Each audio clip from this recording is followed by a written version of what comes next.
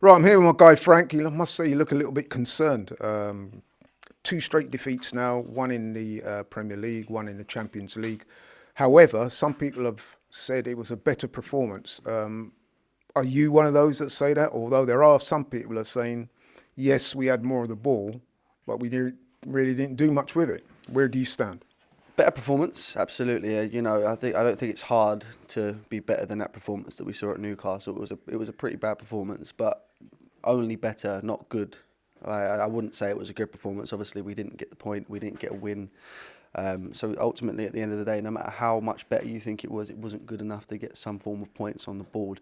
Um, you know, we couldn't hit water if we fell out of a boat today. That's the way I look at it. That's the only way to sum it up. Like, we couldn't score if you gave. I think it was a super chat that came through during the live stream. If you would have given us 2 days, we wouldn't have scored today. So for some reason, Did you feel that? Did you watching that game? yes, it just wasn't where it needed to be in terms of the end product, and I think that's been a criticism of this Arsenal team over the last. So you know what I'm going to ask you next, isn't it? Go on. Why is that, in your opinion? We don't have a 9. Well, we do have a 9. Everyone was telling me that Havertz Havertz was going to be a 20-goal a season man, we don't have including the manager, by the way. We don't have an out-and-out 9. We don't have a Victor Gyökeres. We don't have an Erling Haaland. We don't have a Lautaro Martinez, who we saw today. We've got Kai Havertz, who, yes, is doing fantastic in that role, or has been over the last season and a half or so, but he's not a recognised striker. We had one of those in Gabriel Jesus, and he's just simply not showing it at the moment. He was, a backup at Manchester City, came in, had a good season last season. Don't get me wrong, I don't want to take that away from him by any means, or his first 2 seasons at the club. But he's not that guy. He's not the guy that we need. That's going to score you 30 goals a season, is going to win you Champions Leagues, is going to win Premier Leagues. We have severely messed up in the transfer window by not signing that striker, and I think no game makes that more evident than today, and the fact that we couldn't finish our dinner. Yeah, certainly the lack of squad depth is seemingly being exposed. Are you a little bit more encouraged, though, that Martin Odegaard even appears to be, if not fully back, but he's well on the way? Absolutely. Welcome back, Martin. The captain's back. We've been lacking creativity for a long time, ever since he went out of the squad. And the only sort of creative outlet that we've had that's gone into that position, I wouldn't put Trossard in there, because unfortunately I don't think we've seen, minus maybe the Leicester performance, we haven't seen that level of creativity or ability from Leandro Trossard in that specific position that we needed to see. I don't blame Leandro Trossard for it. He's not a midfielder, he's a winger. It's not his job. He shouldn't have to do that, and that's another situation when we go back to the transfer window. The second we sold Emile Smith Rowe and we let Fabio Vieira go out on loan, it was quite clear, if Martin Odegaard goes out, where's the creativity coming from when we have now had to turn to a 17-year-old who, don't get me wrong, has grasped the opportunity very well and looks very promising and looks very exciting when he does come on and make these cameos. And when he's starting, he's playing even better, admittedly only against a Bolton and a Preston, but I think now he warrants, after seeing what I saw today, a starting position in the Chelsea game this Sunday. I think most people would agree with you there. Let me ask you about Raheem Sterling, because one or two people, myself included, are a little bit exasperated that today, for example, he didn't get any minutes today. Yeah, absolutely. Now, if you think about it, he won't play against Chelsea because he's obviously come from Chelsea on loan. What's your take on it? I mean, some people have said he's not exactly shined when he has come in, apart from a couple of Carabao Cup efforts. But my response to that would be he's not really been given much game time. And if you remember, in the game against Bournemouth, when Saliba stupidly got himself sent off, it was Raheem Sterling that was sacrificed. And up until that point, most people were saying that he was looking good. So would you ever like to see more of Sterling, or do you not think he's made much of an impact so far? I made this point on the live. No, regardless of whatever impact he's made so far in his Arsenal career, I can't help but feel that Raheem Sterling would have made an impact coming on, especially towards the latter end of the game. You could see it in that second half. Bukayo Saka was looking tired. He wasn't as effective in the second half as he was in the first half.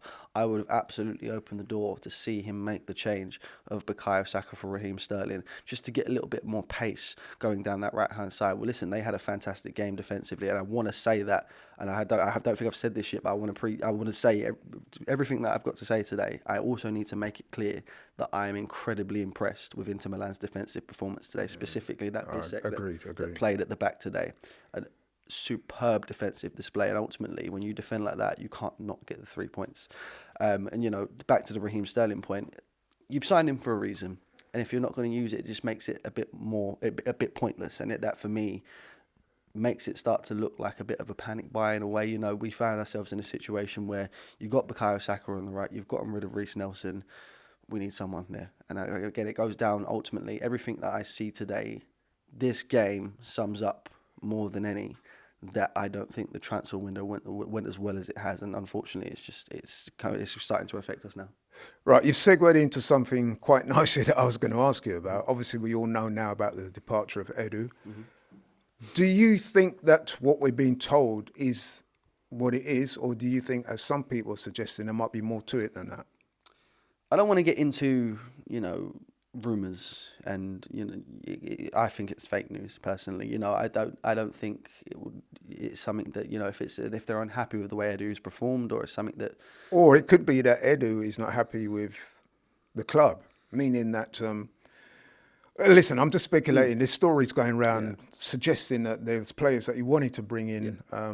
We haven't brought them in, and he's probably felt, you know what, I'm flogging a dead horse here. I might as well go elsewhere. What do you think to that? No, I don't think there's any sort of truth to that. I think that will come out in a few days when you see the news that he has gone and joined the Maracas family. I know it's not been announced yet, but it's pretty clear that that's what's going to be what it is, and I don't really blame him for that. Obviously, I would have liked to have seen an Arsenal man stay at Arsenal, but at the end of the day, for him, it's a job.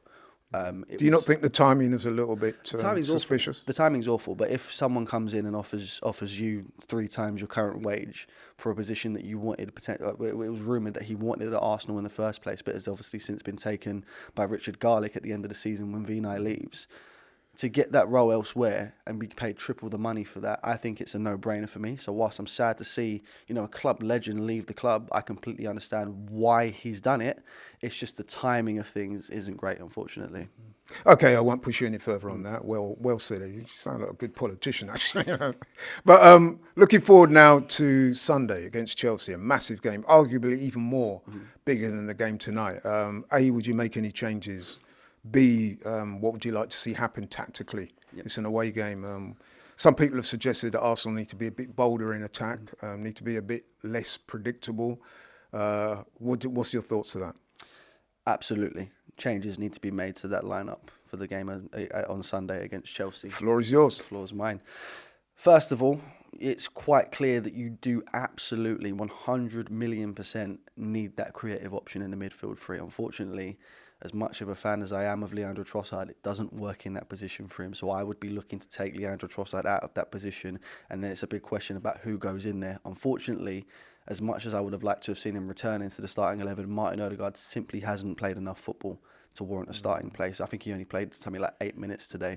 So in terms of creativity in that midfield position, and you look at the way he's been playing, obviously he hasn't started as many games as I'd liked him to have since Odegaard's been out, but he's been really impressive when he's been playing in the Carabao Cup, when he's been starting against Bolton and Preston, and when he's come on from the bench, he's looked fantastic as well.